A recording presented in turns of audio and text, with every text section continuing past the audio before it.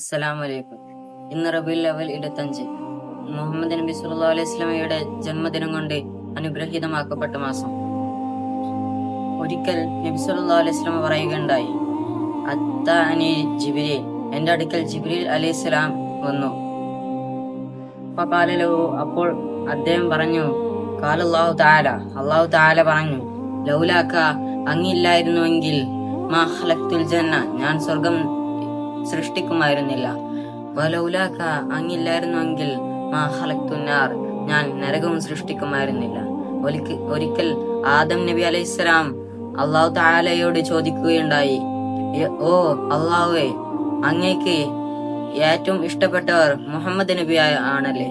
അപ്പോൾ അല്ലാഹു തആല പറഞ്ഞു, അതെ, നീ എവിടെയാണ് അത് കണ്ടത് എന്ന് ചോദിച്ചു. അപ്പോൾ ആദം നബി അലൈഹിസ്സലാം പറഞ്ഞു, അങ്ങയുടെ സിംഹാസനമായ അർശിലാണ് ഞാൻ അത് കണ്ടത്.